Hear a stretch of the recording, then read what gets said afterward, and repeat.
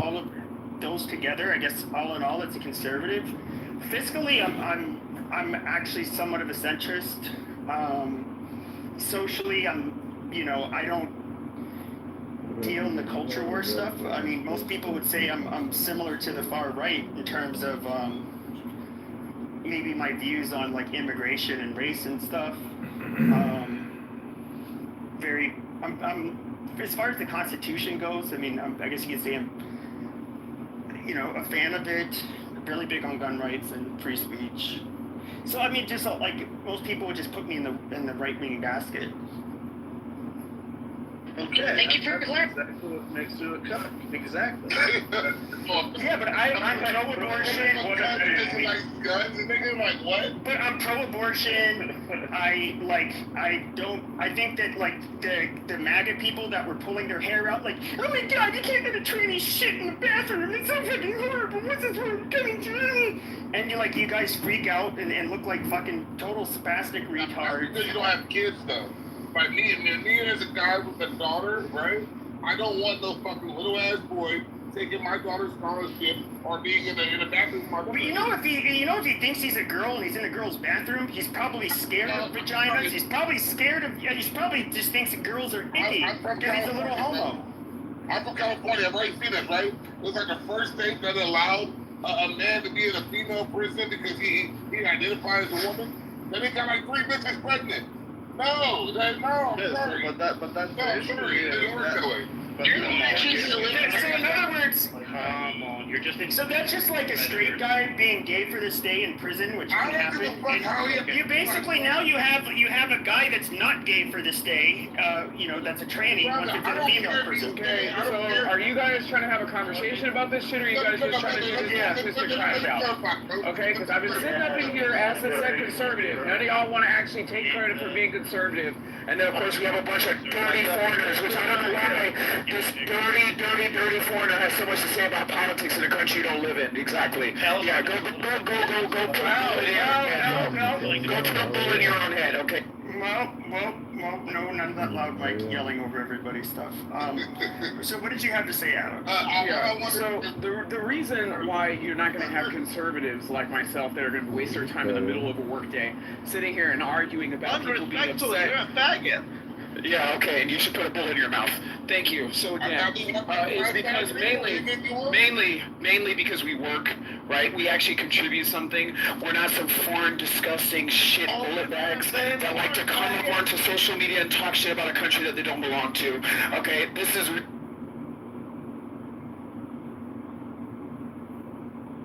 Why are we letting faggots dominate? Thank you, that was great. Because you haven't blown your brains out yet. Because you and Mr. haven't blown your brains out yet like you guys deserve to. Hey, I know you like to blow, guys. Yeah. I'd be much happier if you blew your brains out. Okay, Adams, we're not doing that. I was on mute this whole time. Guys, we're not doing we're not doing the banging right now. And both of you failed men have yet to blow your brains out. Please make right on doing something positive for America. Okay, so you know what this. Yeah, I mean, I was just about to say the blacks are not behaving right now, and we're being very disruptive between Uncle and Adams. It's getting really ghetto in here and loud, obnoxious. You guys are acting like you know what. Let's behave. Shut up, Pepe. No, Uncle is fine. Hey, don't talk to Pepe like that. Nigga lover. Yeah, Pepe's a fucking nigger lover. Why are you saying that word? Why does any of this matter? The only thing that matters is the debt, and Democrats don't increase the debt as much as Trump did. Tell me I'm wrong. You're wrong. Yeah, what I want is like conservatives to tell me how great this horrendously. It was Bill Clinton was fucking the bottom of the budget. It was a fucking Democrat. Yeah, this is just the grand bill of fucking sodomy. Just tearing into the lower and working class people and making their lives harder in rural America. This is a bill that just shows how much money we've spent in the Middle East the past few years. That's what I took it up. That's fine, but what does that have to do? Oh, so you want to make the lives harder of the people that are way overrepresented to serve, like that live in rural America, in the Midwest and the South. Well, that's who's about to get fucked really hard. Yeah, exactly. I'm not saying I was for this. I'm saying that this is essentially we are paying for No, the you're money. not. You're just thinking. No, you're not. You just psyoped into believing that. you're showing the dollar strength. I agree with But you want more showing the debt. dollar strength and putting it into defense. I support the bill. Yeah, okay, pay more. So let's remove the money that the Democrats put in social programs, but pay 20 times more in military spend. Let's Yeah. I mean, we are 20. Yeah, so the dollar has strength. That's way more important. That's way more important. You guys are so dumb. That's why the left and the right work. Of course you'll be The left against it. and the right work so well together because they get all sides. This is Right? so retarded. Together. I mean, at the end of the day, what this was all about, and those congressmen and Trump's friends, is they don't want to have to pay for niggers and white trash to get health care. It's just, why should we have to fucking foot the bill for these fucking peasants? And We have to foot the bill for the atrocities that are going on in the Middle East. Why? no, that has nothing to do with it. But it doesn't matter because if you remove all the healthcare spend, it still increases debt. It is a retarded bill, Well, and no, only a the conservative health- would the think that health that's a act good thing. is I'm just decreased. telling you, how about you guys go back to school and learn math? Don't. No, actually, man, I'm pissed because he's it's punching only gonna last for like a year, bro. The bill is somebody's gonna draft a new one like next year. Chill out. I mean, with the one thing that I'm also like how are you MAGA retards even like actual conservatives? Conservatives are for fiscal responsibility. MAGA It is just- not the conservative party. MAGA I know they're not. Those guys worship Trump. That's all. But a lot of MAGAs. We worship MAGA's stuff. opposite the Why do you worship some orange fucking clown? Exactly. That's You weird. voted for the bitch. I didn't even vote. MAGA. Why do you worship him? But no, we don't worship. If you didn't we worship vote, you God. don't get to That's complain. weird. Why didn't you vote for Cap? I said I didn't vote for him. Because she was trying to I voted for a third party. I voted for the black guy. Sorry. Sorry, I didn't want collard greens in her bathtub. If you So voted, now- got one in if you voted doggy for style. Kamala, you can't go any one of them. I voted for the black guy. Hello, Bonnie. Hi, how are you today? Good. How are you? Did you have something to contribute, ma'am? Yes, I see a lot of things going on. I work downtown near the White House, and these megas are down here training their kids how to be idiots, and they really need therapy. Amazing. Yeah, they are a bunch of little If retards.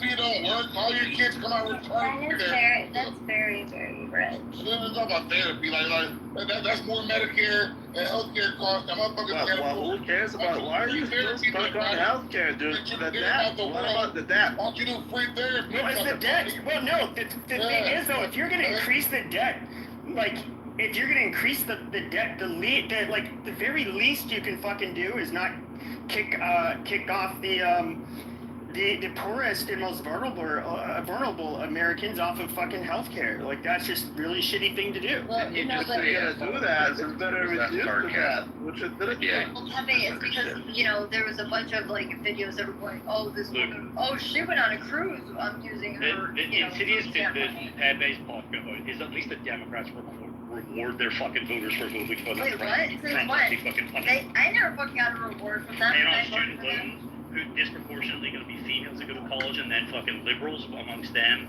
right? Like, and then who gets all the fucking money in all the colleges? All the fucking liberal fucking administration, all that. Like, it disproportionately they reward their own, where clearly Trump's not doing that. They don't reward their own. Look at the most. Yeah, they did. He ended up like a bunch of people got student loan forgiveness. They made it a lot easier.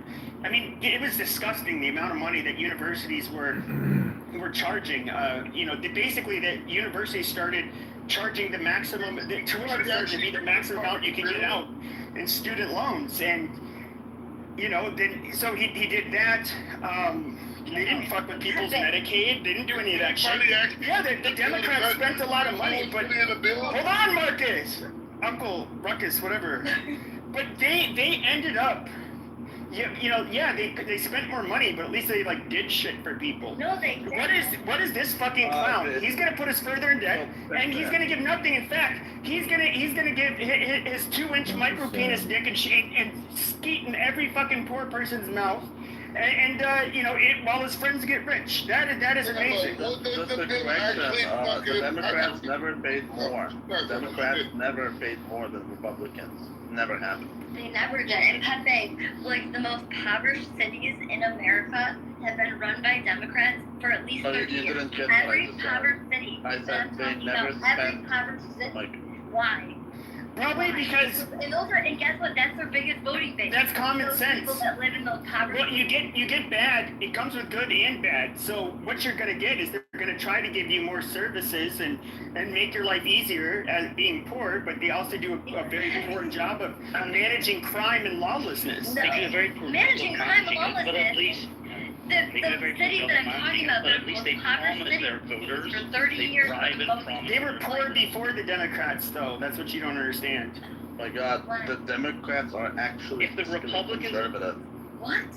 Okay, Yes, I- they I spend don't less than think it is. Republicans. If the Republicans are at least going to increase the debt, they might as well take I think the bigger fucking picture voters. is what the Exactly. This is why I had real reservations voting for Donald Trump. Is like he does not have the average American's best interest at heart. You know, in my opinion, I do think that if you're happen to be a very high earner, you probably want to go with him, but.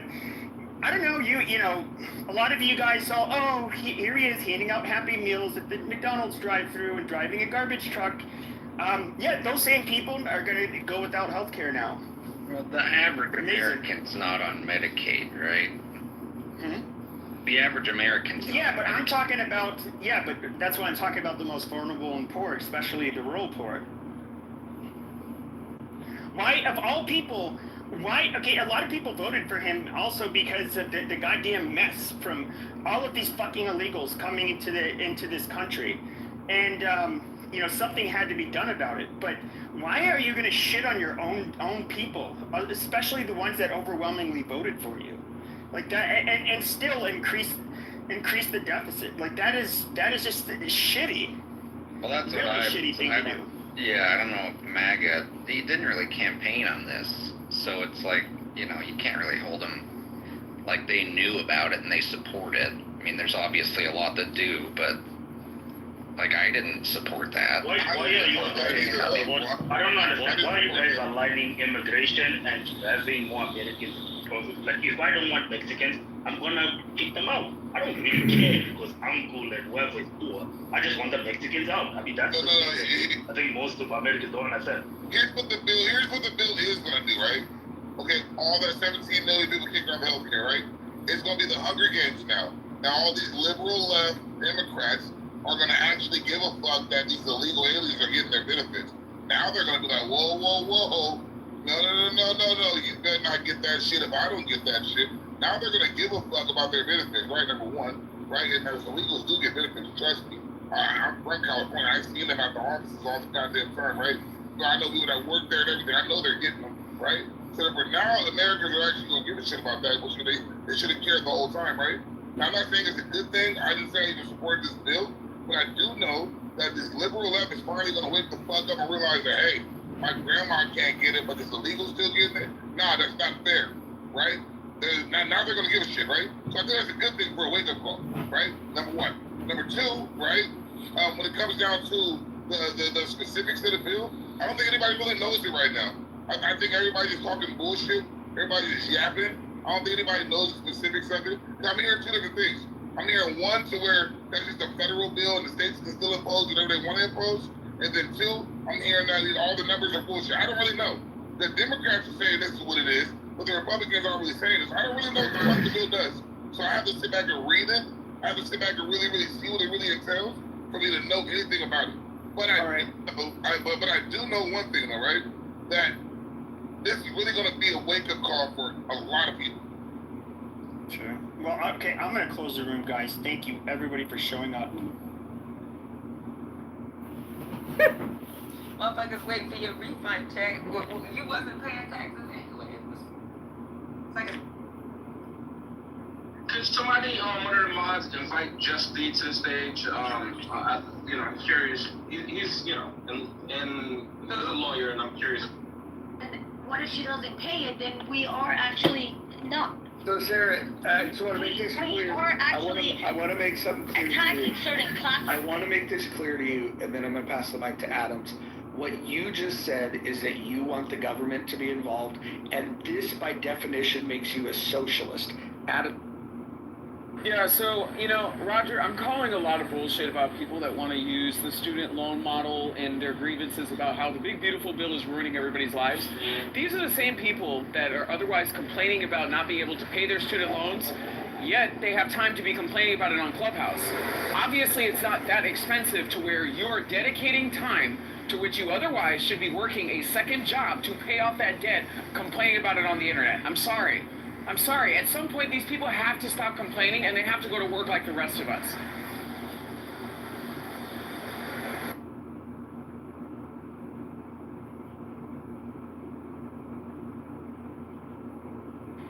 Yeah, Roger. The only thing I was going to say is that the only mistake that I made in chat earlier, I was looking at the cost of attendance or whatever for that college, and you were right, yeah, it is around like 1.2, 1.4 a year. I was looking at just the cost of attendance sheet that they put on their website, like the expected cost or whatever, after accounting for like books, supplies, living expenses, transportation, and personal misc on top of the tuition.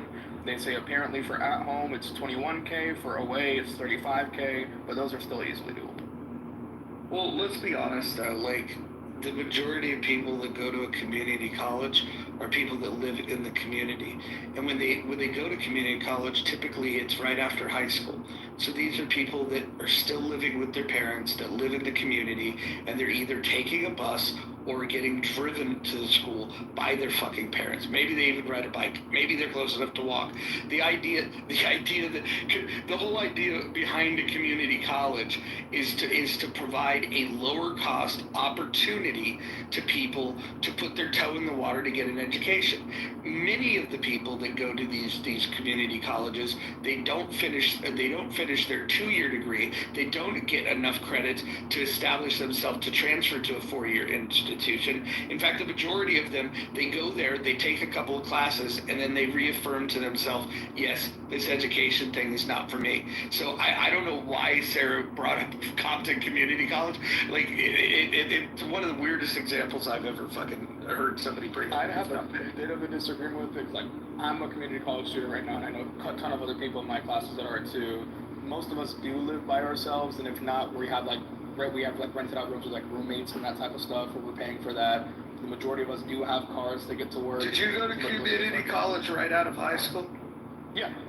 So you're telling me that you opted to move out of your parents' home to take the burden of rent and utilities while you don't have the career, rather than stay at home, go to community college. I worked just enough in order to be able to make that payment by myself. Originally, I had moved out with an old partner of mine. We got a place together at that point, and then we ended up having that split between both of us, right?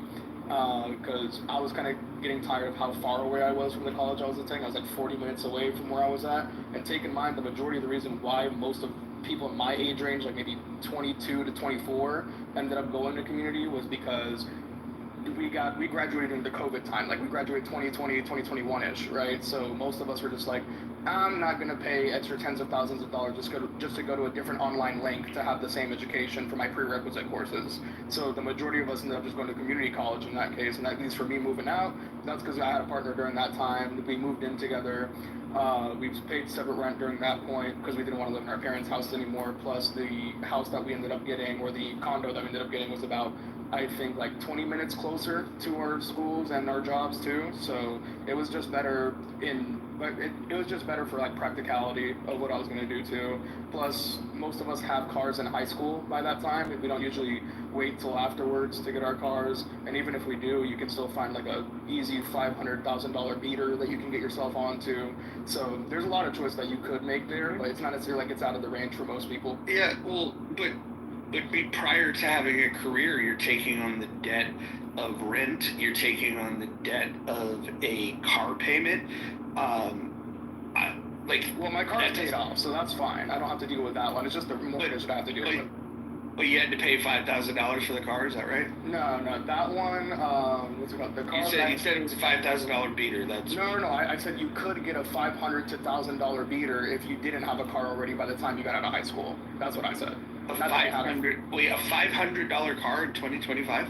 Yeah, there's actually quite a lot. If you go over on Craigslist or if you go over to a different place, it really just takes maybe 200 or a little bit more to tune it up or clean up the things that are really bad with it, and then you can put like 500 to like 2K down, and then you'll get yourself a nice little car. Now it's not going to be great, but it does the job to get you where you need to go. And if you're in a situation where your beggars can't be choosers, well, I'd rather take a 500 to 2K beater to get where I need to go consistently and reliably. Yeah, hold on. Yeah, so if you're going to make the choice of buying a car before you have a career, maybe if you were in an area that doesn't have public transportation, you can make an argument that that's a wise investment. But if it breaks down and you're paying maintenance costs, because you like buying an inexpensive, buying an inexpensive car is going to be a money pit unless you know how to work on it yourself. But the bigger point that I'm making is that all of this stuff is choice. And so if somebody chooses to move out of their parents' house, chooses to buy a car, have to pay insurance, upkeep of the car, and they're paying rent, and they're paying utilities, probably have some semblance of a social life.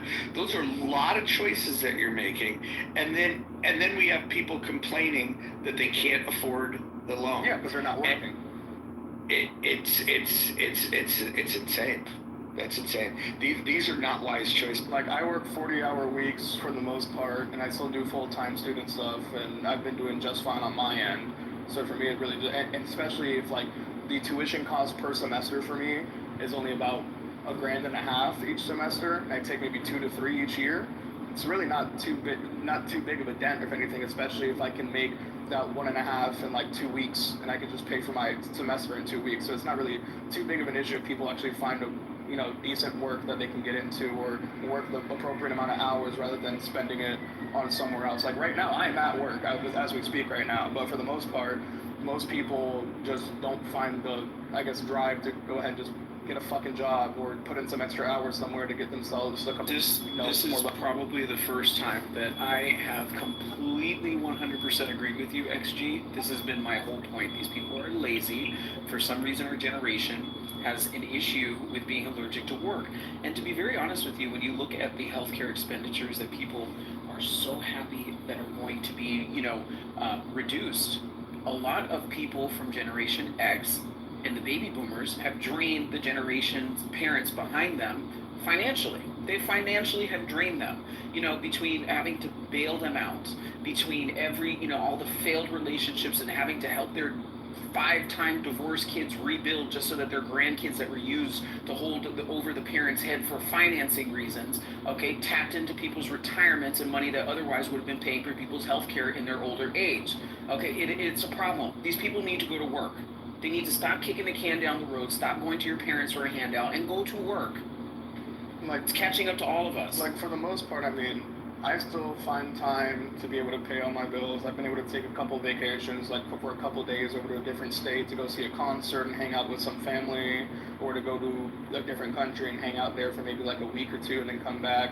Like, it's really just knowing how to fucking network, and a lot of us don't know how to do that. So, unfortunately, that's probably why we're in the situation we're in right now. But most of the people complaining about the bills or the tuition costs right now just made really bad fucking financial decisions in getting there, or decided to go to a like for example, I always will never bash community college because it's one of the biggest fucking cheat codes of all time. Why would I pay tens of thousands more per semester or thousands of more per semester to go to for example, I'm in Florida, so like, why would I pay that much more to go to UCF or FSU for my first 2 years when all I'm going to be doing is the same fucking prerequisites that I was doing at my community college that will give me the same accreditation and the same everything? Oh my God! Thousands less. Shut the fuck up, Dreadhead. Shut up. Anyways, continue. Hold on. You ain't got to be disrespectful, brother. Yeah, you disrespect. You don't have to be. I said, brother, this bill was passed for the rich. Well, hold on. You're not digging in your ass, brother. Listen and read the bill, brother. Keep smoking that blunt, bitch. You smell like a black and mild. Stop talking. Wait, hold on. I don't know if you're new to Clubhouse, Nick. I don't give a fuck about no Clubhouse, nigga. Shut your bitch ass up.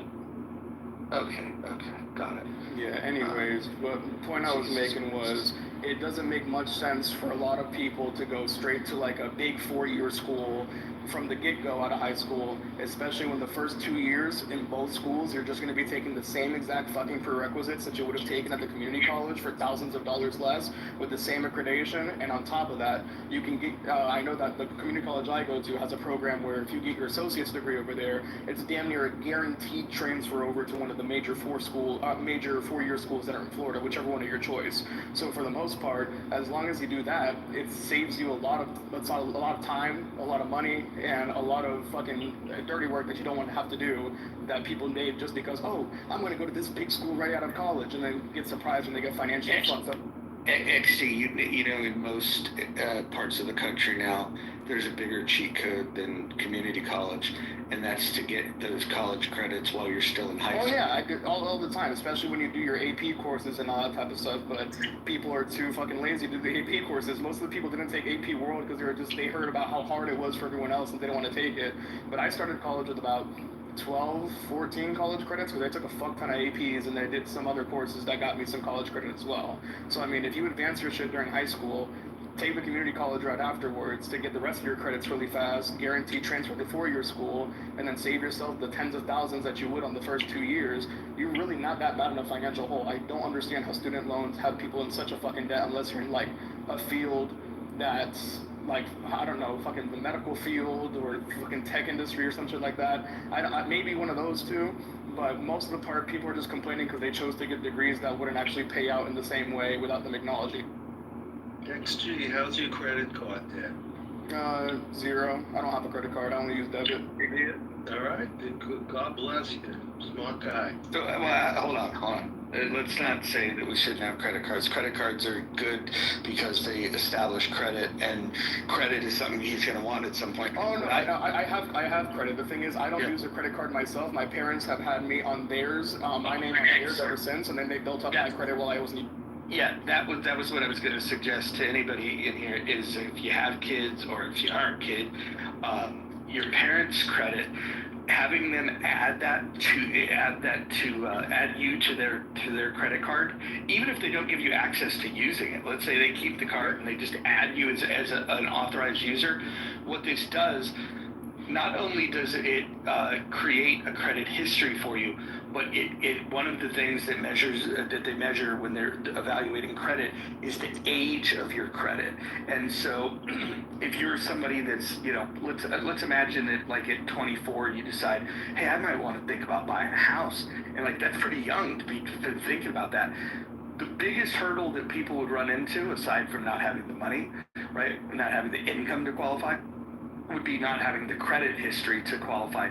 But at 24, you could have been on your parents' credit, and you could have an average credit of 10 plus years. Yep. And so then when they run your credit, you know, as long as you haven't done other stupid things, pay your bills on time, all that kind of jazz, it puts you in a much better situation. And by the way, for those people that don't have a lot of credit history now, find somebody that trusts you and you trust them, that does have a long credit history, and have them add you as an authorized user.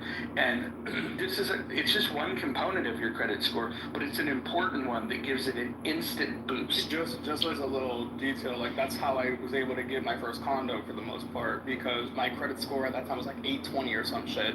And then afterwards, what we did is we used my parents' line of income with my credit score and got a fucking amazing rate for the house. So we were doing good on that one. So yeah, even on that one, you can even, it benefits the parents too, because if you ever want to get a new place, just tell your kid to use their line of credit, and then afterwards use your line of income, and then you're all set. Yeah, well, you guys... Roger, you made a great point, Roger. I was just referring to credit card debt, where the rates are so high. But you brought it up. You're right about that. Get a credit history with no debt. Excellent point, Roger. Excellent points. Very important. Yeah, one of the things I was going to mention, my nephew actually, during COVID for his freshman year, he had to stay home during homeschooling because my mom had kidney failure, so he didn't want to get her sick and stuff. But had he went to the public school and completed the 4 years in high school and stuff like that with his nursing and medical classes, they said that had he done the freshman year in school, he would have been an unlicensed LVN, so like a licensed vocational nurse. But he would have been technically unlicensed, but he would have had everything that he needed. The only thing he would have had to do is qualify for the license. Yeah, hey, Emily, if you don't mind me asking, you're still a student, you're employed, which I really appreciate.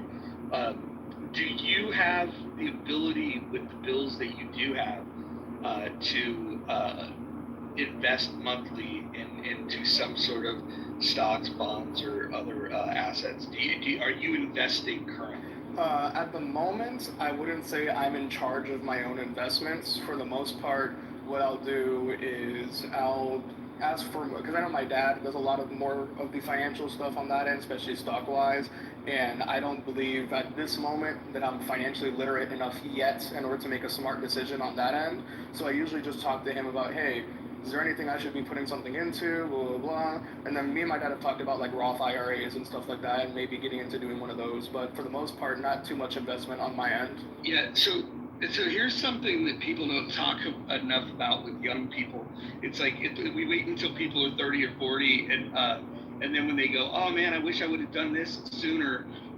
Then the older people are like, yeah, you should have done that sooner, but they're not advising them at the time that they should be doing it.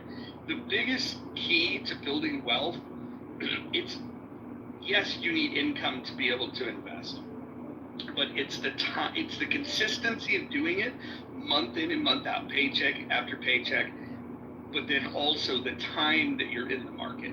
And so there's a few things that I would advise people to do. Number one, that whole idea of an emergency fund, don't put that in a savings account. Go get yourself a brokerage firm. Sign up for an E-Trade account, something like that. And the money that you would have put in a traditional savings account, go buy an ETF that's mapped to T-bills. Treasury bills are a great way to get a higher interest rate than a traditional savings, but also it's very liquid. You can withdraw typically from a brokerage account like that. If you needed it in your emergency fund, you can transfer that money out to yourself within 2 days, right? And so it gives you almost the same flexibility of having the money in a savings account, but it's going to give you more than twice the amount of interest. So that's what I would do in terms of building your emergency fund. But in terms of investing for the future, until you become more financially literate, a simple investment in the S&P 500, and there's ETFs that map to that. You don't have to think about it. There's a few of them that you can choose from that essentially take your money and they give you a small piece of the S&P, which over its history, there's never been a 30-year period where it didn't average a return of 10% or more. And so I would build that emergency fund first because you need the liquidity in case an emergency happens. That's typically 6 months of living expenses. Once you have that, and by the way, the T-bill that you could purchase, if you wanted the actual ticker, it's SGOV. That's SGOV. If you do that for your savings account, that's a really, really, really good option for you. The next thing I would say is that when you do need to map it to the S&P, there's a few options that you have, but you have to set that and forget that. That's money that you're never going to touch till it's time to retire. If you started doing that at your age, and I don't remember how old you are, I think 22. I think you're under. Okay, so 22. If you did that for 30 years, and let's just say put 15% of your income, even at the income that you're at now, and then as your income grows, continue doing that, I would guarantee you that despite whatever job you have, if you just put 15%, by the time in 30 years time, you'll have easily over $1 million. And as your income grows, you'll probably be in the $3 to $5 million over a 30-year period if you did this every single fucking pay. Yeah, I mean, that's not a bad idea for the most part. I could probably put up some money from the side from the music gigs that I do, because I work two jobs for the most part. I have my regular one, which is just the one that I'm doing right now. I just work at a smoke shop for the most part. I make good money here, and I make good commission off of my sales too, because I'm pretty decent at doing that. But on top of that, I do like live jazz gigs around the city too, and those pay pretty nicely too. So I can probably put some of those jazz gig funds over to the side too. Appreciate the advice. Yeah, no, all good. I have a question. Roger, can you explain this to me? I thought the purpose of canceling the federal government Department of Education was to send the management of education to the states, and then the states be responsible for how they're going to deal with the student loans and all of that. Did I misunderstood that? Was this like? Yeah, partially. Yeah, well, was that's the purpose to send it to private lenders? You're partially correct in terms of the desire of people closing the Department of Education is to have the states be responsible for the education in their state. That being said, do you know where the Department of Education, like what they fund? Are you aware of like what they're responsible for?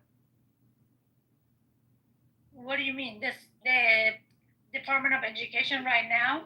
Yeah, I think a lot of people are confused about what the role of the Department of Education, which I'm totally 100% on board with abolishing. I don't know what part of it you're talking about. Like I don't understand. Yeah, the biggest expenditure in that is number one, it's the human resources of staffing it, but the next thing is Pell Grants, and so I would like to get the federal government completely out of loaning money. I don't think the federal government should loan money to any of us for anything. I think that these are free market exchanges that we should do in the private sector. And when people say that they want the government involved in this stuff and they want the taxpayers to insure these things, they're essentially saying that they're a socialist without knowing that they're saying that they're so. But they do it for corporations all the time. When corporations get in trouble, so like, and for way more I don't support that either. Like, so. I'm saying, but they do. So I mean, they the ones who's doing it. So it is showing. Like I get your argument, and you can have an argument from that point of view. But it's like it just taking one part of it though, because they're totally hypocritical. And so what they're trying to do is not what their stated goal cannot be their stated goal. If they steady stand for capitalism, they steady giving corporations money, but they want to tell the people we can't give you shit. That's not. I mean, that's not cool at all. Well, the two things can be true at the same time. I think that the government providing social welfare, the government providing foreign aid, the government providing subsidies to large corporations, or granting them regulatory favor, these are all problems, and we can deal with all of these problems. And I think you're right, Hakeem, and this is one of the areas where I think you and I first, saw eye to eye on this, is that there's a lot of hypocritical people that will talk about reining in government spending, but they'll make these arguments for subsidies for corporations because they don't have the. Let's be honest. This bill is evidence that fiscal conservatism is dead, which sucks because just a couple of months ago you had a pseudo government agency that was looking at, at least advising on making cuts. Doge was a really good idea, and the person that was leading that effort is now the most critical, person of this big beautiful bill, because it goes in the exact opposite direction of what their spoken goal is. So, Hakeem, you and I agree on this. I think that you and I probably have some differences on, what government's role is, but I think we agree in the hypocrisy of Republicans that talk about the fiscal irresponsibility of Democrats, and then they get into office and they're incredibly reckless with spending, especially with the way that they provide subsidies to corporate America and their advocacy to continue foreign aid. I think that there's a lot of things that we could cut down, but if they really wanted to find their balls, what we would. This is when you know that fiscal conservatism comes back, when the people that are mainstream getting elected and making decisions are telling you that their intention that, hey, we need to end Social Security and Medicare, or we're going to privatize these things. Until they start talking about that, they're just lying to you about being fiscally conservative. Not to defend them, but they is cutting over $1 trillion for Medicaid and SNAP though. But well, no, hold on. But you have to put the caveat in there. That's $1 trillion over a 10-year period. Okay, right. Which, by the way, in 2028, depending on who wins the and what Congress looks like, all of this stuff can get reversed anyways. And so by the time that 10 years is over, my guess, my prediction is that they're not going to save $1 trillion. They're not going to get anywhere close to that. In fact, if I had to guess that by 2034, when they say they're going to save $1 trillion, I think they're going to actually spend more money because, yeah, I think they're going to spend more money. And we don't disagree about spending. Like I'm not for foreign spending. I'm not for corporate welfare or social welfare, for that matter. But you can't continue to do foreign welfare and corporate welfare, but tell the people, especially students, like, no, we can't do. This is where we draw the line. So if you're gonna do that, then you got to cut them off. It ain't. So I'm not gonna praise them because I agree with cutting spending. I'm not going to praise them because they cut it in one way that hurts the people, but they didn't address the main two ways at all. So now that's the problem. Not only the hypocrisy is that who they are targeting, they are clearly targeting the people. And I don't see how nobody can accept that. Well, yeah. So in terms of, they're doing what they think they can get away with, right? What they can get past. I mean, this bill barely got passed. So they do what they think they can get done, but. Ideologically, like I would say, like if I had to prioritize these things, I would start with erasing federal funding of just foreign aid completely, full stop. I would do it in a phased approach. I would stop any country that is adversarial to us would get nothing. Any country that then the next wave would be any country that that has a trade imbalance that we think is unfair. I'd cut that funding next, and I would do this in waves, and I would eventually get to our allies where I would cut that funding, and then after all federal foreign aid is cut, then I would go into subsidies, and I would push for a constitutional amendment that taxpayer dollars should never fund corporations. Period. Full stop. And then regulatory capture, we should address that as well because that's a big piece of it. And then the final thing would be the social welfare programs, which is the biggest part of the budget. But the reason why I prioritize this stuff is we're giving U.S. taxpayer dollars to countries where U.S. citizens, don't benefit, and then corporations, the vast majority of the people are not benefiting from that. So then when we get to the social component of it, that would be the final one, and that would be the hardest pill to swallow. But I think that if we were to knock these dominoes down one by one, that's the order in which I would go. Yeah, I would agree with that. They're going in the reverse. And not only the reverse order, I don't think they're going to get to the other two. I think this is where they're going to stay, and that is the problem.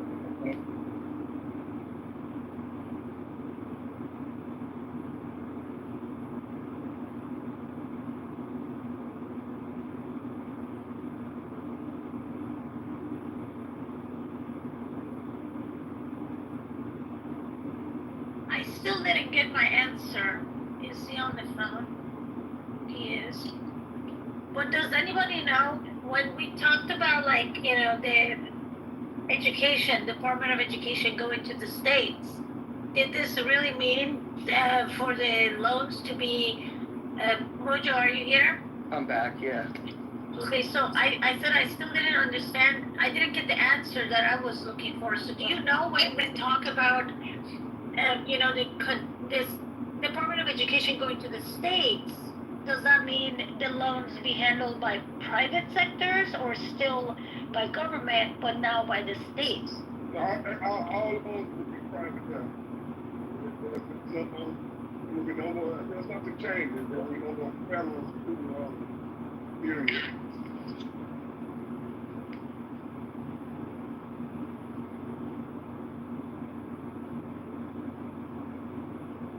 And then, like I said earlier, once you get the loan, and once you finish, the interest started accruing at 6% instantly. So while you're in school, so even if tuition is going to happen, by the time you get out of school, you're going to be owing probably more because the interest done compounded so much on you. I don't see how this is a fix or a win or I just think it hurts people. I think it's intentionally to hurt people. Is it me or Hakima's voice is really difficult to hear? No, I think this is better now, Sarah.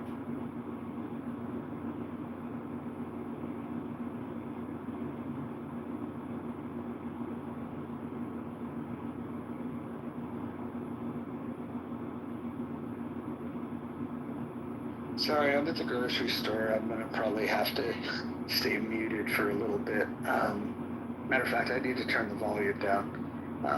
Can't afford for you guys to ruin my reputation by saying weird things.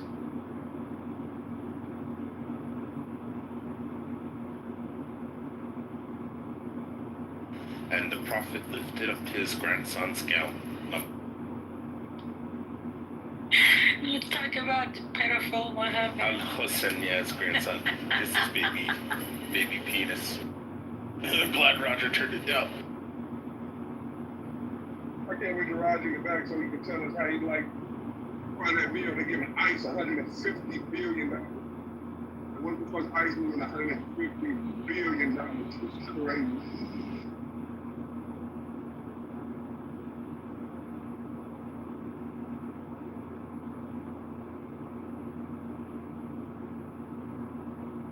All I know is if the student loan goes from federal to private lender, that is actually going to be the start of systemic racism and systemic classism. See, Hakima, see? When I say we don't have systemic racism right now, it's because we don't. But it looks like we're headed that way. I can't believe this. I can't believe America's going downward. Hey, sir, this is going to be just another layer. It's just something that you want to see because you're going to affect people that you know, but it's just another layer of the systemic racism that they're just digging into. But it's not like it didn't exist in other places. They're just making it even worse. They took away affirmative action. Now they're giving the low income, not just black but minorities, but just lower class whites is the way it's going to suffer from it. But basically, it's just an attack on class. That's why I called it systemic racism, systemic/classism, because it's class that they're attacking. If they do this, I don't know if this is going to happen, honestly. I don't think it will happen. I hope it doesn't happen. It's he's signing it into the law tomorrow. Like, it's not an if. Like, no.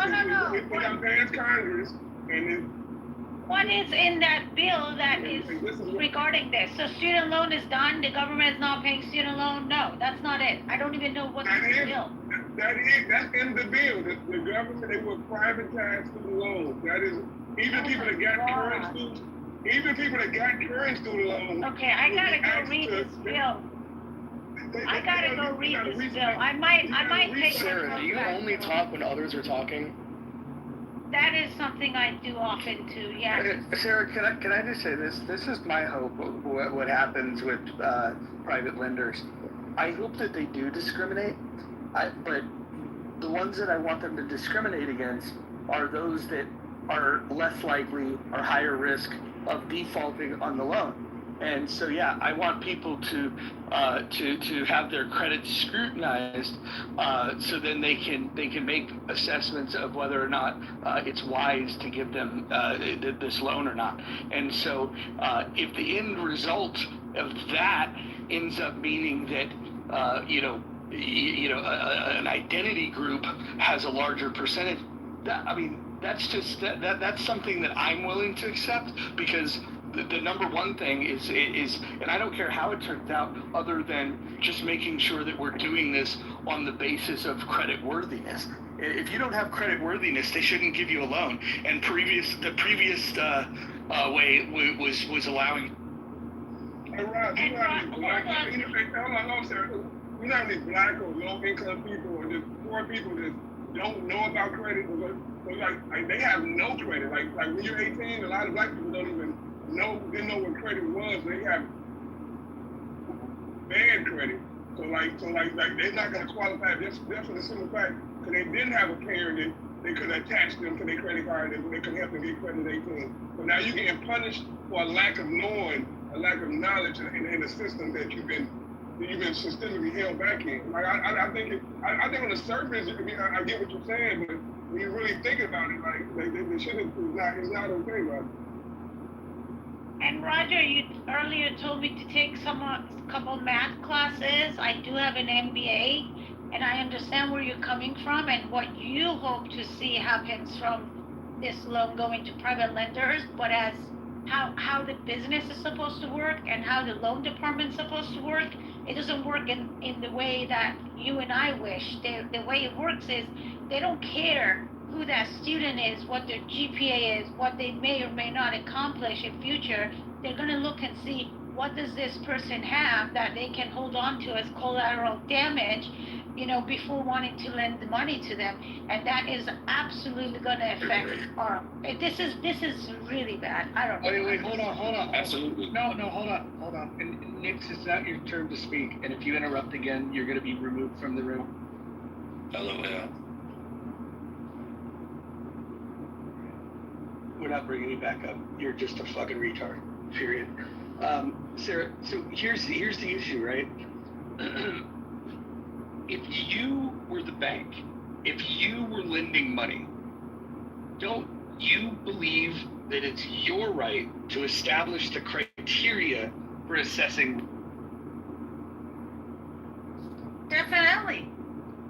Okay. And the way I'm gonna place that, characteristics of it is gonna actually contribute directly into systemic racism and systemic classism. That's how I'm gonna do it. Wait, hold on. I want to respond to the retard in the chat. He seems to think that the banks are backed by tax dollars. Now, we have given them bailouts, which was tax dollars. There's that. So I'd agree on that front. But I would bet this moron thinks that FDIC comes from taxpayer dollars. I would bet that this moron believes that.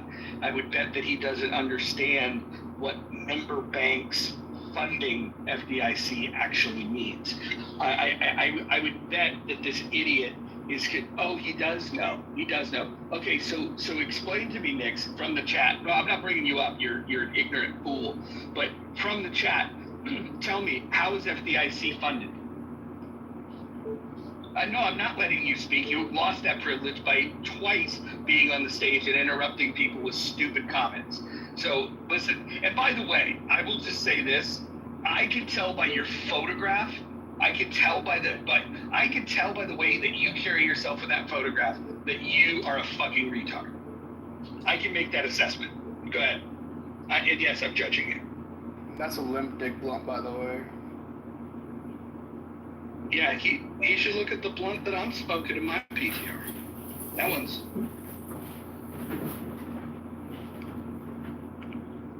I don't know how Anyways, is funded. I assume it's just a regulation.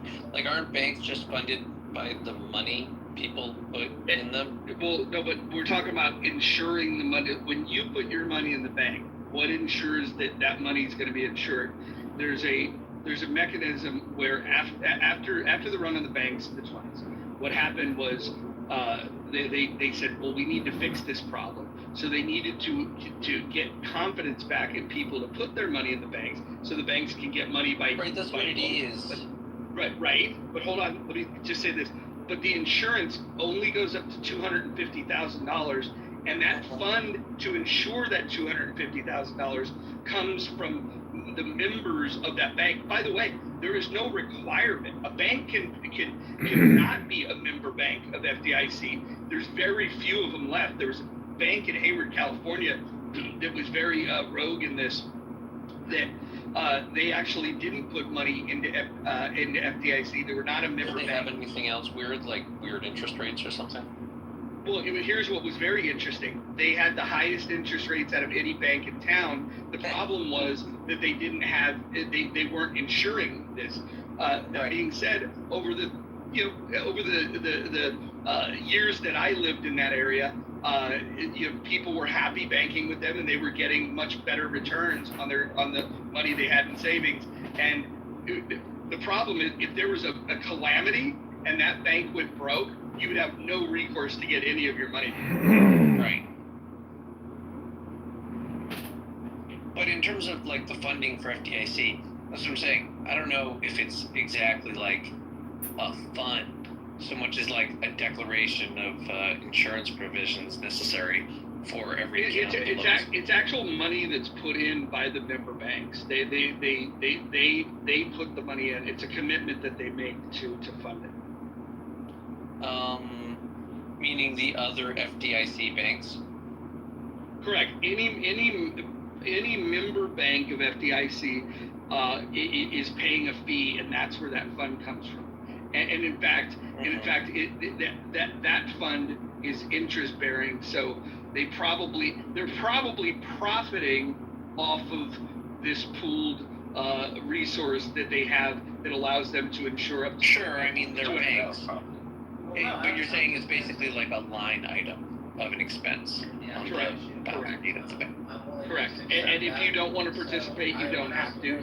But what most banks have found is that making the claim that we will insure $250,000 is something that's a selling point to a person that's opening a savings account. Right. Innovative banking. Mojo, so Mike in the chat is saying that there still be a federal loan, but it will be capped at 100 or 200K, which is so interesting because Jules, is he still here? No, he's not.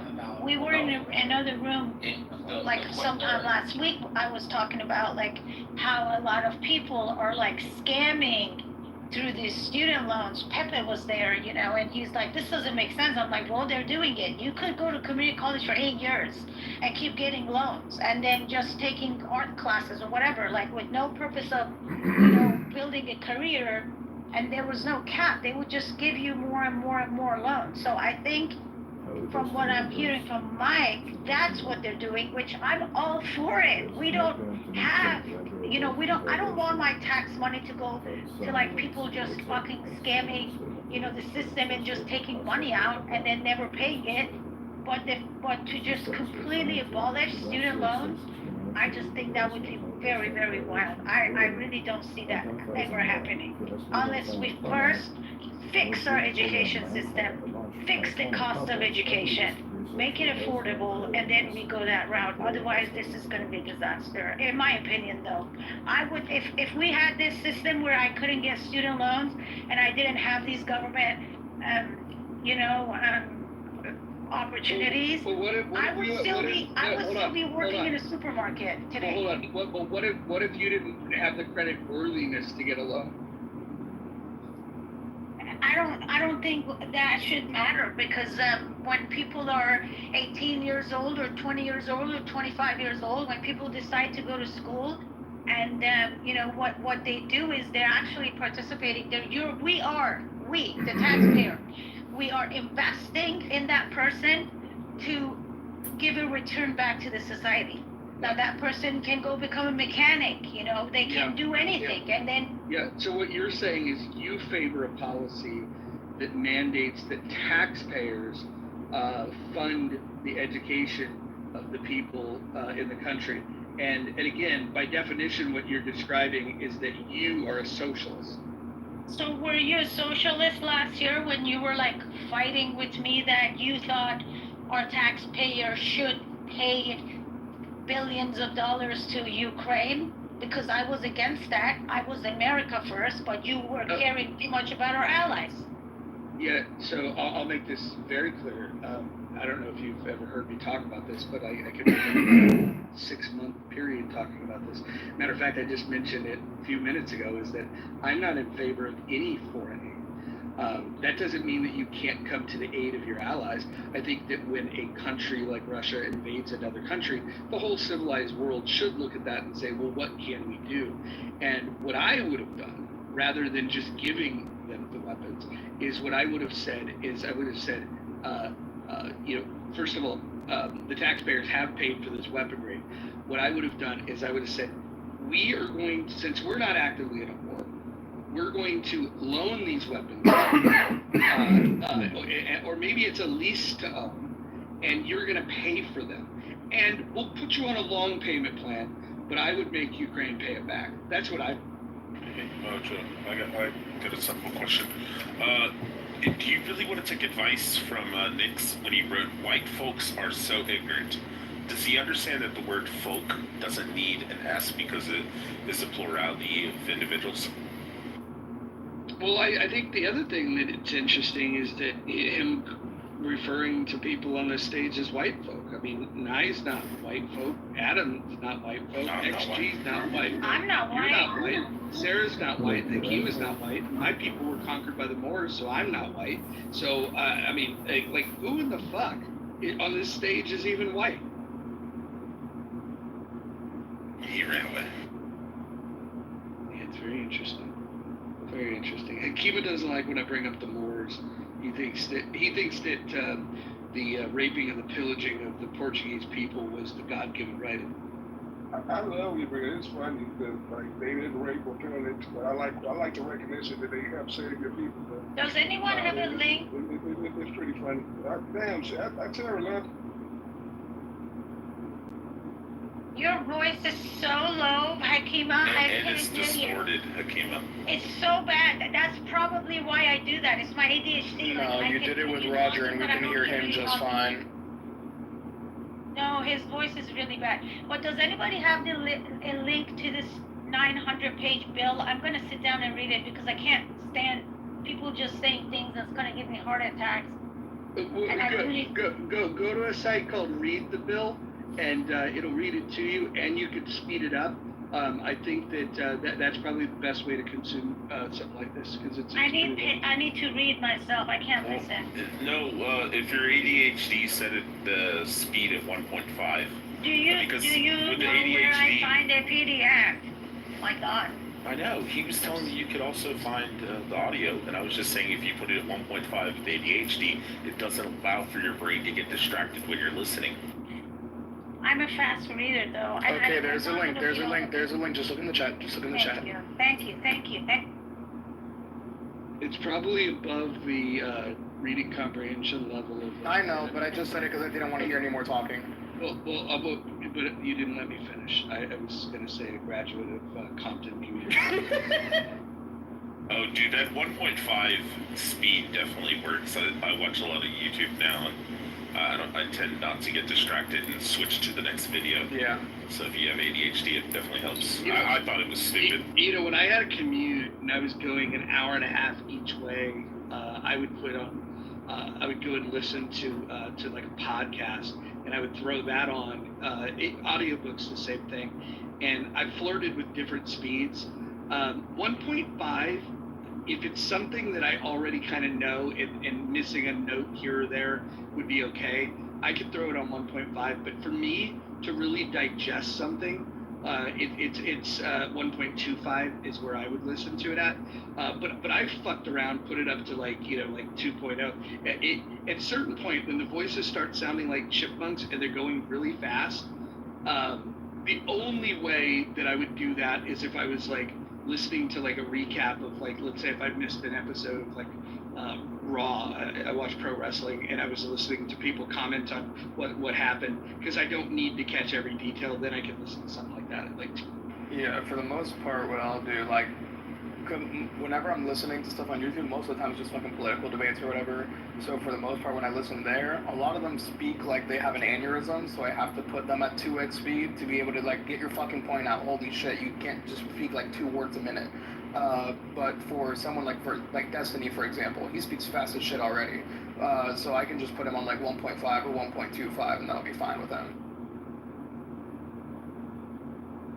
Yeah, I have a tendency to get distracted and or see something down in the next clip, and I'm like, that looks interesting. Right. Let's click on that one.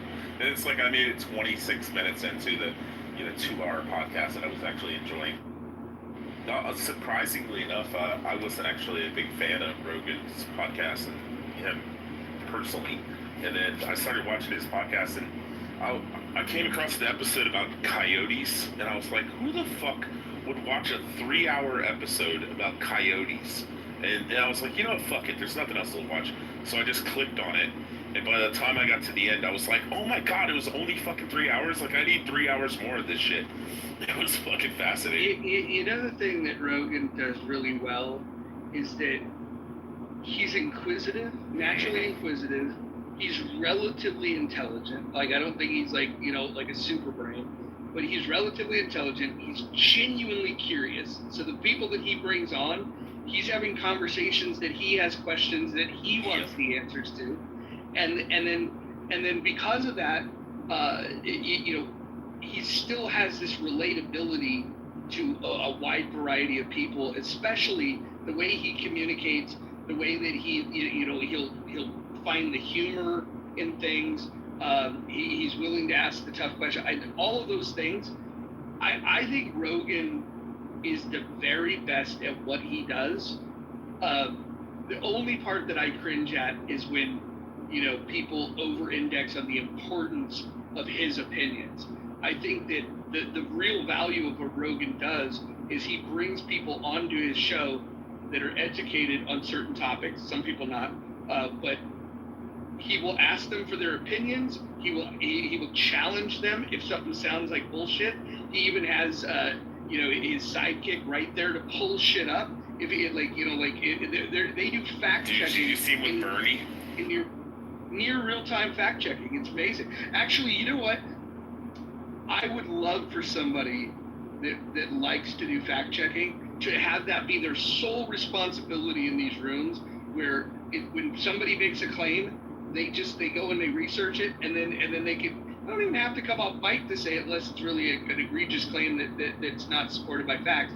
But just put links in the chat to say so and so said this. Here's what I found. I think that would be an excellent addition to this. And I know that you can find things that support any argument, but fact checking, at least putting a source out there, would then put the onus on others to say, oh, that's bullshit. Here's a source that shows that that's bullshit. I think we can get deeper and wider with this stuff if we did some fact checking. Well, one of the things I was going to say about Rogan and his way that he conducts his conversations is it seems like he asks the questions that you're sitting there thinking at that moment. So like he's relatable in that sense. You're sitting there and you're like, fuck man, like push Bernie on that, because Bernie's like, the Trump administration received $250 million from one super PAC. And Rogan's like, well, how much did he give to Kamala Harris? And like he already had the number. And Bernie's like, oh yeah, it was a lot of money. And he's like, yeah, it was $1.59 billion. Between all the super PACs, he's like, well, I'm not saying it's a Republican or Democrat thing, but that's one of the things that I love about Trump too, is like you're sitting there screaming at the fucking TV and you're like, because you'd be in jail, that's exactly what everybody was fucking thinking. She's like, we're glad that, you're not president. And he's like, because you'd be in jail. It's exactly what everyone's fucking thinking, like murder that bitch, verbally. So let's dive into this Elon stuff though. So Elon said that if the bill passed, he would start a third party, and he would challenge in the primaries those that voted for it. They didn't blink an eye, Roger. They voted for that shit. So go ahead. Do you guys think that he's going to carry through on this? I'm gonna give an opinion that most people are probably gonna disagree, and it's just my personal anecdotal, evidence that I have for Elon Musk. I think that everything that drives him is his fucking ludicrous ideal of getting to Mars and further expanding out into colonies and all this kind of shit and stuff. And that's why he has Tesla open source. I genuinely don't think his autistic rapid ass really gives a fuck about the money. It's all about furthering his fucking idea.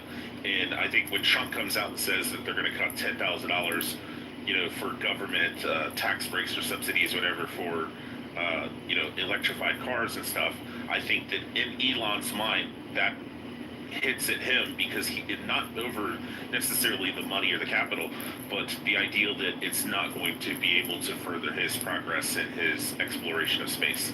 And I think that's what solely drives that fucking idiot, and unfortunately to his detriment at times. I mean, I have an autistic son who's high functioning, has Asperger's, and he will. Everything revolves around Transformers and Ninja Turtles and Power Rangers, and he doesn't give a fuck about anything else. I mean, you could be like, hey, let's watch this, and he just fucking crashes out. All he wants to watch all day, every day, is those 3 shows. And I think Elon's kind of true for that. My question was, do you think he's going to carry through with this promise of fun? I'm sorry. I think if it is advantageous for him and his ideas, then yeah, I think he will. I don't think it'll go anywhere. I hope it. Well, I hope it does, because all he's saying is that he wants Republicans that run for Congress to be fiscally conservative, and he's willing to support those that truly mean it. That means the re-election campaigns of people like Chip Roy and Rand Paul and Thomas Massey. I would imagine he'll probably get some funding behind Justin Amash if he decides to run again. I think these are all positive things in terms of fiscal conservatism. That doesn't necessarily mean I agree in lockstep with everything that some of these candidates do. See, whilst I agree with what you're saying, the ideal of a third party scares me a little bit, because it leaves open the option for a fourth party, and the fourth party would be fucking some hardcore socialist, borderlining, if not communist fucking group. And but hold on, but I think there's enough dumbasses to vote for that. Well, I think that's actually a good thing, though, because my hope would be that we would have.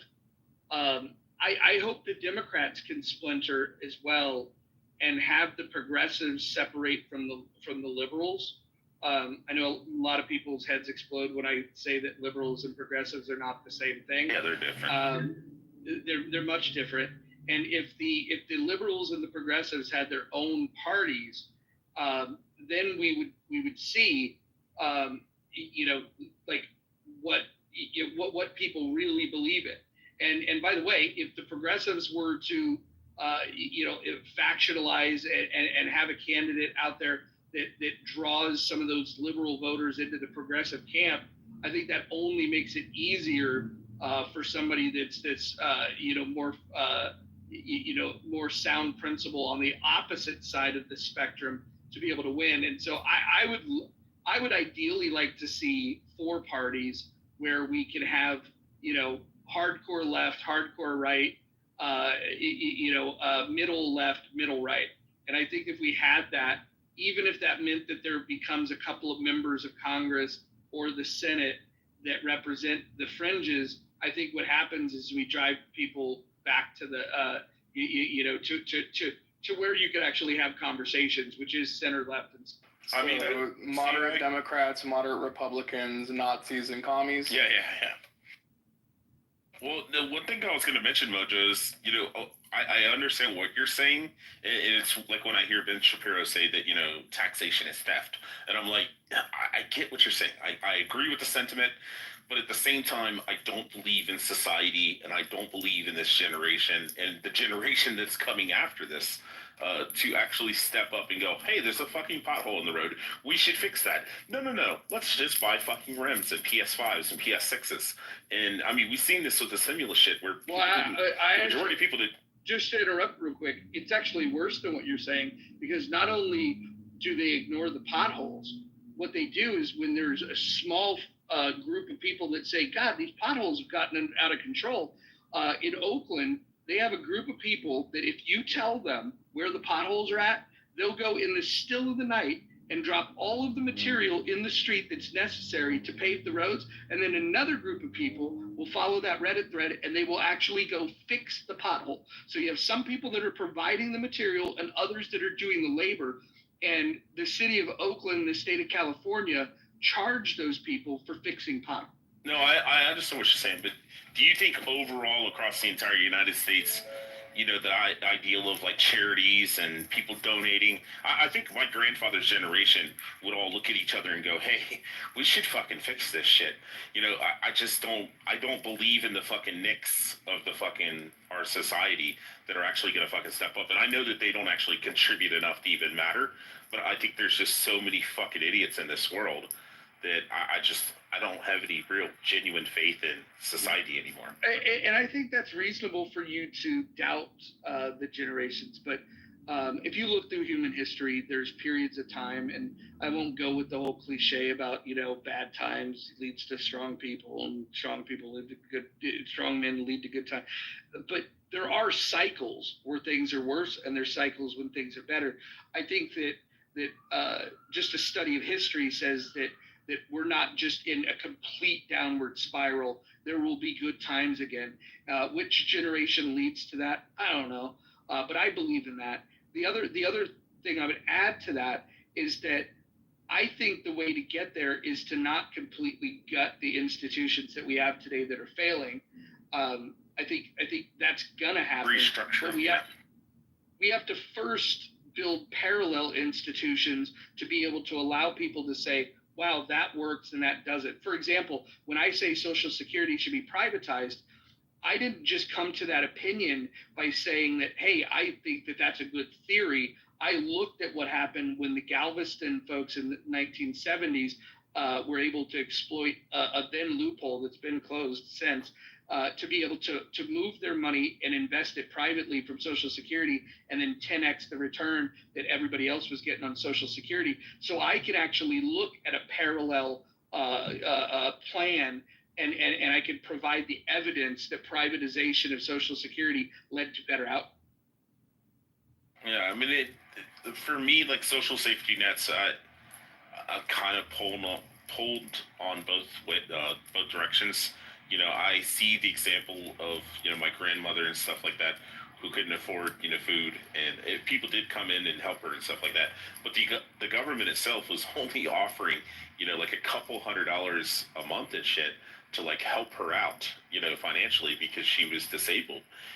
But in the same breath, you know, when I'm in my 20s and I'm at the crab stop on MLK in Daytona Beach, Florida, and I go in there and a girl's paying for $500 worth of fucking crabs for a party on her SNAP card and then paying $50-$60 extra to have them cooked, the raw crabs.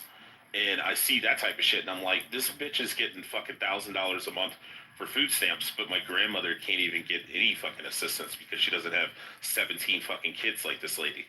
I mean, it just sucks. I mean, there is people in need that actually need the shit. And, you know, for the people that are disabled and elderly and shit like that, if we want to take care of them through charitable donations, and even if you want to consider, you know, something like SNAP as a charitable thing, you know, to take care of the people that can't take care of themselves, but then you just have other motherfuckers that just go around and get fucking $1,000 a month or $2,000 a month on SNAP and just fucking, they're physically able and, you know, they're the same lady that bought $500 for the fucking crabs was in a fucking late 90s, early 2000s fucking Buick on fucking 22s with like 10,000 watts bumping in the fucking trunk, and she's in there paying for fucking crabs and shit. So let me ask you a question, Rich, because if you look at large sums of money that come out of seniors' accounts, you know, when their grandchildren fuck up and have to be bailed out, do you think that there should be a certain government limit as to how much financial abuse the elderly people should be able to sustain due to their younger knuckleheaded children? Wait, because that was kind of the point that I was getting at. Like, you don't know how many times I see on a daily basis where people know that I didn't know if you were projecting. That's No. I paid out of pocket. Thank you very much. So it was the other way around. I was supporting my mom, not the other way around. So if you look at some of the people that I deal with on a regular basis, they see that their parents have $1.5 million house. but the parents aren't able to age in place because they need a certain amount of care. So what they'll do is they'll try to cut corners, right, to avoid having to sell that house because the kids otherwise want to benefit off of that house and the fruit of their parents' hard work to enjoy their money after they're gone. Versus a person who's able to benefit from their own sold house to be able to go into a facility where they're able to get dignity and age in place. I think there's a bigger conversation. Like, as people have this colloquial conversation from 2020 about generational wealth, I think that people took away the wrong message. Generational wealth doesn't mean that your parents should have to work themselves into a damn near an early grave, and when they're at the very end of it, they should sacrifice their well-being and their quality of life so that you can go and buy your child a Tesla when you send them off to college as an adult. That to me is just, I mean, I don't know why people don't see what's happening.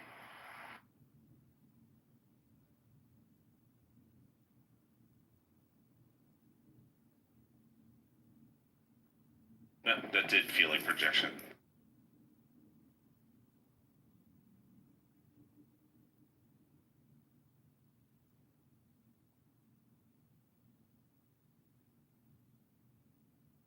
So if you're appointed as a conservator and you know that there are assets that the person that you're supposed to be caring for has that are there to work for the benefit of the person that you're supposed to be taking care of, but then you choose not to go through those resources because you know on the back end that you're going to inherit it, you don't think that that's elderly abuse?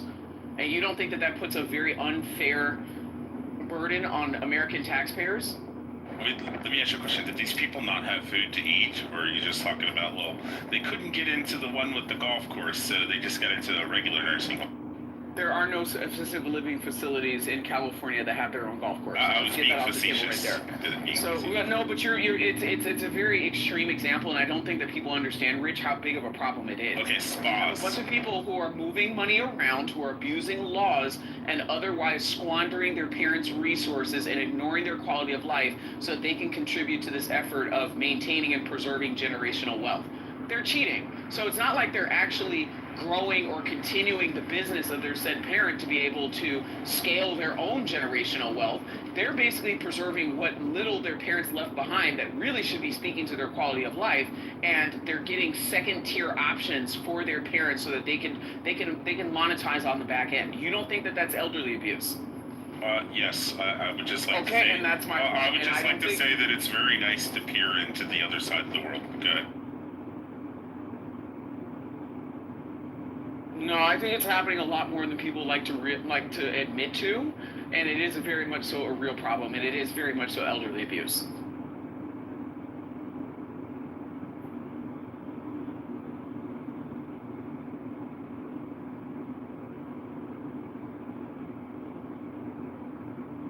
I mean, I would agree with you because I'm one of these people that believes in living, below your means.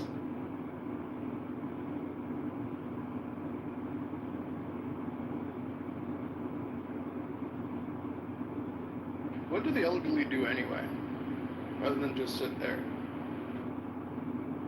They got a Tesla, or they got a Honda Accord instead of a Tesla. Some of them still actually work, XG.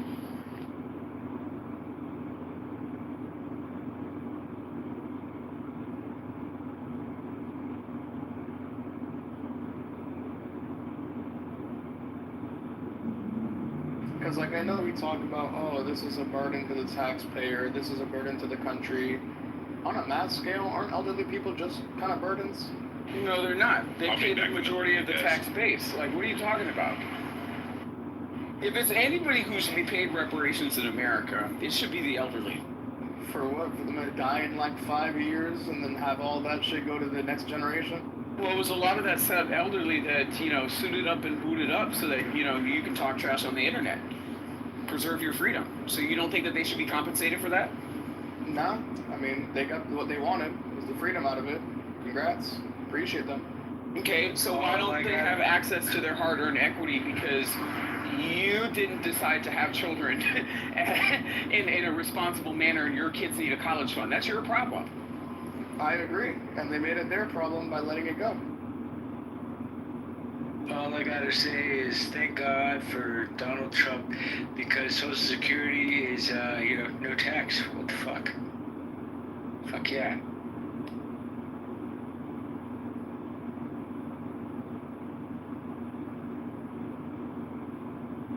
Look at how many Democrats allowed that to be a problem. Took one orange man to say the quiet part out loud.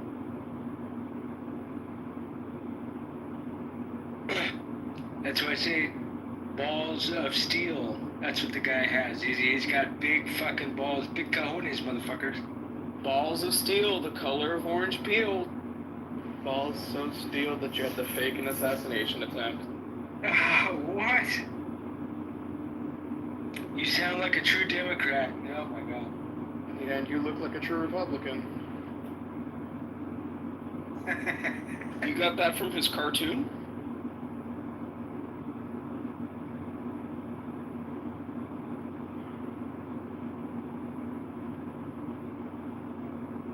Fourth of July, what are you guys doing tomorrow? Working.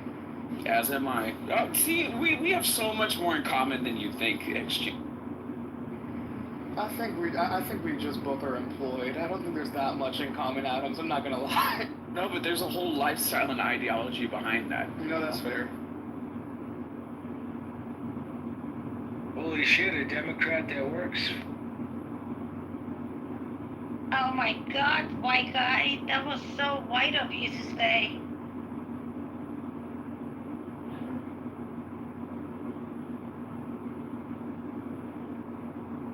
Where did everyone go?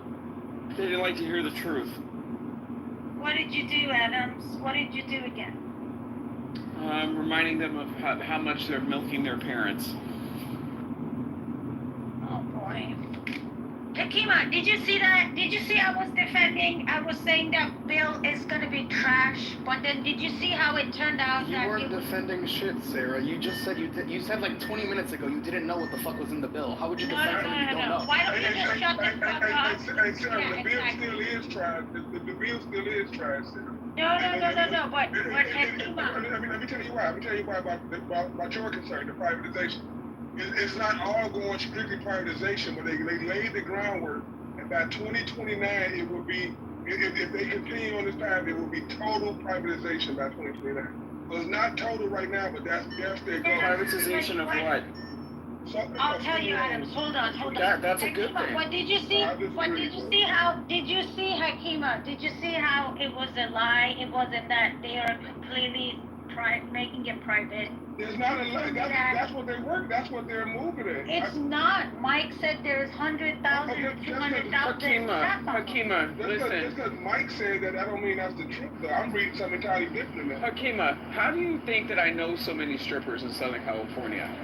Right? Because I went to school with a lot of them, okay? It used to be something that if you didn't have the money or you weren't approved for that loan, you went and you stripped. That's just what it is. You got to use what you got to get what you want, okay? So at the end of the day, why is it okay for the same generation where people are selling pussy on OnlyFans, okay? And you mean to tell me that this generation has no options? They don't even have to get all the way naked. They can just take pictures of their feet, okay, and buy themselves a new Tesla. I'm sorry. The party is over, Hakima. I don't want to be paying any more for these knuckleheaded kids to spend $100,000 to get a liberal studies degree to work at Starbucks. I'm sorry. It's pretty messed up that you're promoting prostitution when they just convicted. I said promoting stripping. There's nothing wrong with stripping. You know what it leads to, and I do. You're promoting prostitution when they just. Stripping is not prostitution, dude. It's not. Well, then don't work the knock shift, okay? Strip.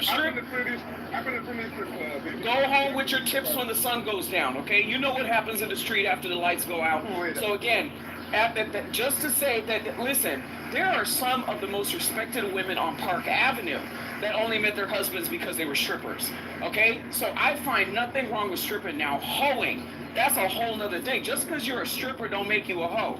Just because you're a hoe doesn't make you worthy of being a quality stripper. I'll put it this way. I just find it funny. You got some lazy strippers out there. That's why you have bitches sucking dick in the champagne room. The bitches who know how to dance and who look good, they're making money and they're not sucking dick. Like, what are we talking about? If we can equate loans to socialism, but we can't equate prostitution to stripping, okay, I got you. There's not prostitution, there's no sex involved. Exactly, there's no socialism, there's no redistribution of wealth going on either. So I mean, I'm saying like for the same people that can look at loans and be like that's socialism, for you to be able to look at to look at stripping and be like that's not prostitution. I just find it weird how the analogies can get drawn so far apart in some places, and then when it's super close right next to each other, it's all of a sudden giant distinctive line. Great point, XG. Yeah, it's funny because I had a girl once explaining it all to me, and because I thought it was prostitution too. You know, I was on the Hakima side of things, and she explained to me, no, it's not, because we're not having sex. You know, and so anyways, it's just I was dumbfounded. It's the same fucking logic as Mormons. We didn't fuck, she just bounced all the time. First of all, somebody's saying to do a running pivot over up onto the pole, spread your legs, okay, and shake that ass. What the hell does that have to do with fucking? Can somebody explain that to me? What does that have to do with fucking? Shit, you got Laker girls that are doing the same damn thing in outfits and pom-poms, and you call them cheerleaders. That's the legal name. Stripping's legal too.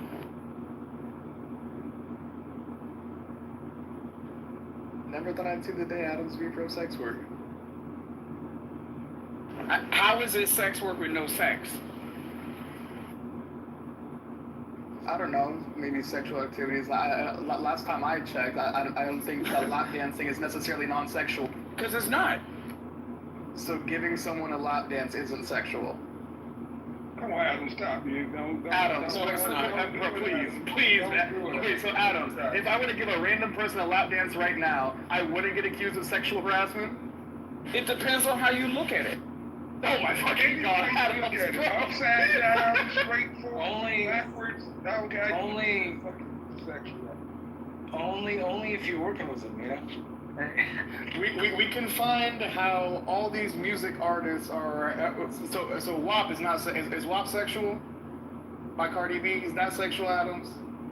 Or no, because no sex was involved. You can tap your coworker's shoulder, and that can be sexual harassment. Well, no, but Cardi B and Megan, those are sex workers.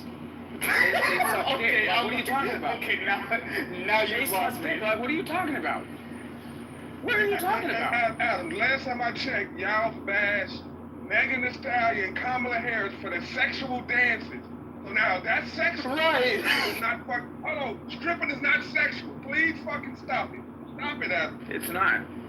Adams, I don't know why you're choosing to die on this hill, bro. So in other words, like, why do you go to a strip club? You go to a strip club because you want your dick sucked, or you want your dick to be hard, right? So I go to the strip club to meet people. I'm telling you, I don't know what y'all are talking about. They got some good chicken wings up in there. I go in there to meet people. Okay, I go in there to. That's how you know somebody go too much, when they say, I go because the food's good. And why do you think my sales numbers are where they are? You know what? Okay, so at the end of the day, thank you. There's a lot of business done on the strip club, okay, and on the golf course. So like I said, going to the strip club has nothing to necessarily do with sex. Then why not just go to a club? That is a club. One without the word strip in front of it. No, he's talking about a nightclub. Right, it's just a club where some of the patrons just don't wear clothes. Like, what are you talking?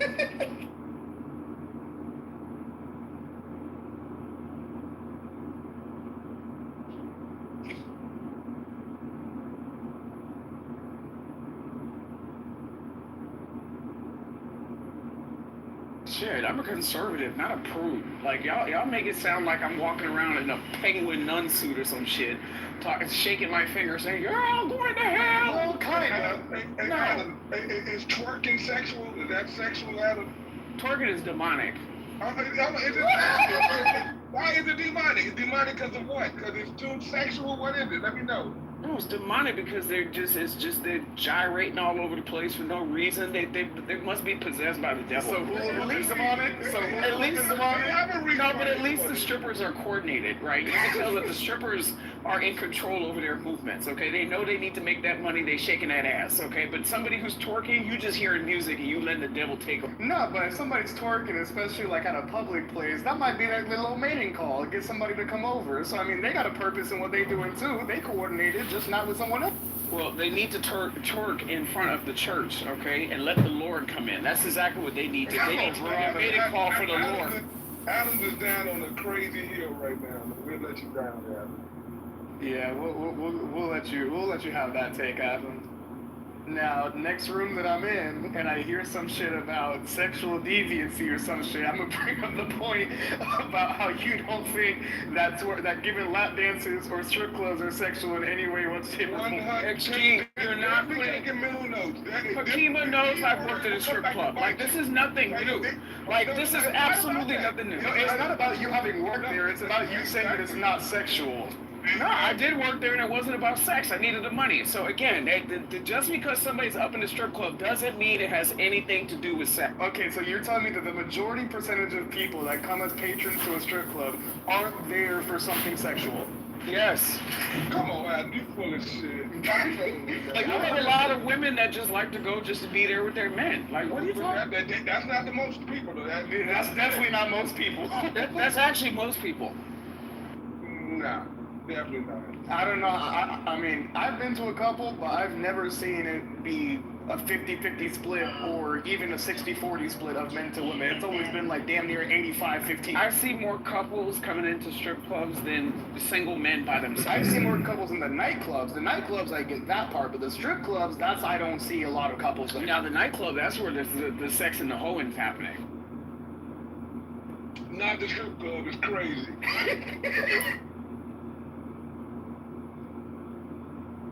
Adams, are you getting paid? Paid by who?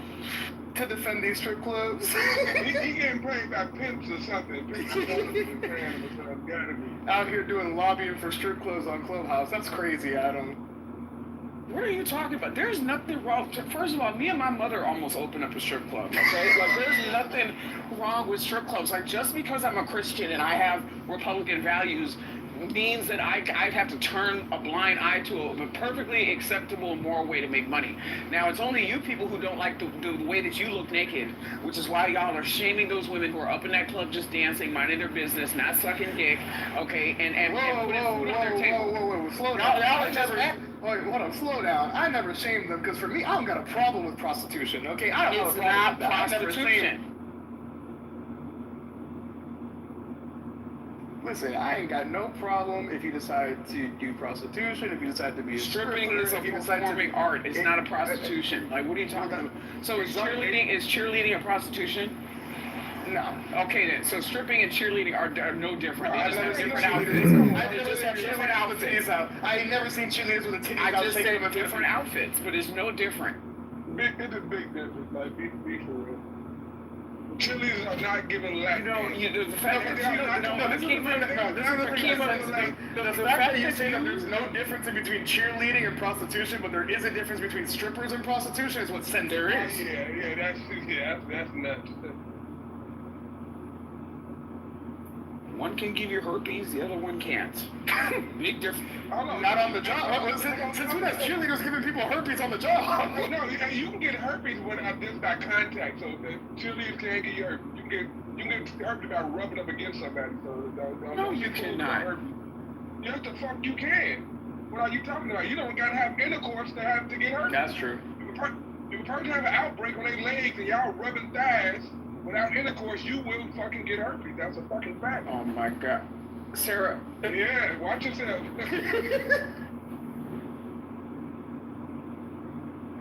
The doors are closing in, Adams. The doors are closing in. There's only so much you can defend this position. You're right, the doors are closing. I'm sitting on the toilet. You cannot get any STDs from going to a strip club. That's not, I mean, it's hard, but you definitely get herpes. Like, we're not saying. Alright. Anyway, instructions. For each of the 12 statements, April.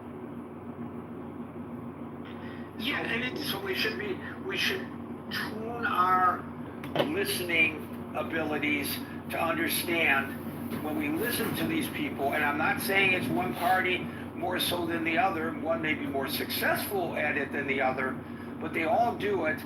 Listen carefully to the words used.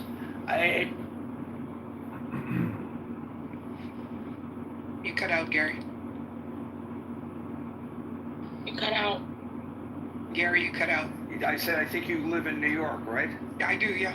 Okay, well, you know that in some circles, and this is gonna catch on because Mamdani is running for office, and I'm not a Mamdani fan. I've been pretty obvious about that and transparent. But the terminology, they're trying different ones. The new one that's just started is, ready for this? Communism on the Hudson. And that's going to take, that or some form of it is going to take. So he's not even elected yet, but you already live, Daryl, I hate to tell you, in a communist regime like the CCP. Yeah, and think about what you just said. Most people, when it comes to the sound bites, go back to the same sources because they're likely going to be sound bites that they already agree with, right? So you have the whole idea about the confirmation bias. And then with the word salad, right? It became, these leftist, communist, socialist Democrats. They just kept adding words. First it was leftist Dems, then it became leftist socialist. Right, and I didn't bring this up to get us on a different tangent. Yeah, no, I understand, but it's just words. But right, I'm just saying that we need to be, we have to listen more carefully than we do as a society. Thanks, Daryl.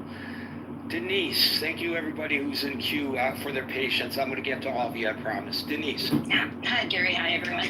I do have a few points. So just to start with, the politicians, they know better. And I don't, do people not care about their legacy? For example, hearing out of her own mouth, like I see her on the screen, and Lisa Murkowski saying, well, I did the best for Alaska, but I hope this bill doesn't pass because it's bad for the rest of the country. Do they not care about their legacy?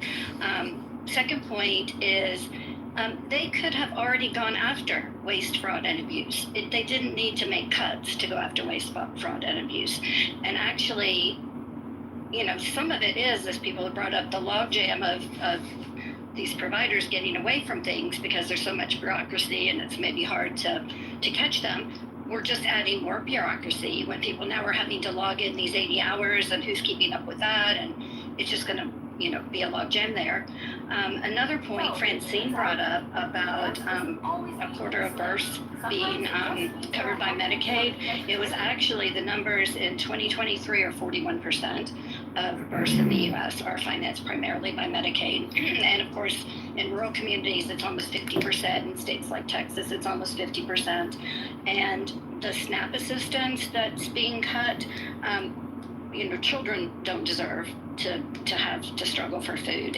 It has nothing to do with them, and no matter what is going on with their parents. And many mothers are not deadbeats, but it's very difficult to provide food and everything your child needs when these mothers and single fathers may be in lower income jobs, and then at the same time they have to pay for daycare, they have to pay for rent, which is not inexpensive anymore, as well as utilities and gas and all the things. And when it comes down to it, do they have money to go to the grocery store and buy what their children need? And so it's not that everyone is gaming the system and is a deadbeat. There are many people who really do need this assistance. There's a huge difference between making $12 an hour than there is people who make it, a nice living. And another thing is, this is adjacent to the Medicaid, is there will be significant cuts, they say, to the ACA marketplace. And that's been a great program for people who were uninsured. A lot of kind of everyday people who were uninsured were able to get health care because they had some subsidies. And it's going to hurt a lot of small business owners. I've heard, people interviewed. It's going to hurt freelancers.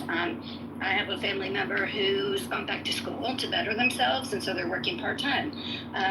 And it's going to be more difficult to qualify qualified to keep up with and more expensive for people to be insured. So there's going to be a lot of people going without. Young people will think, oh, I don't really need insurance. It's too much now, and that can't help. And then one more thing, when we talk about these rural hospitals, so many of them are already struggling, and from what I've read, certain states get extra Medicaid funds to disperse to these hospitals.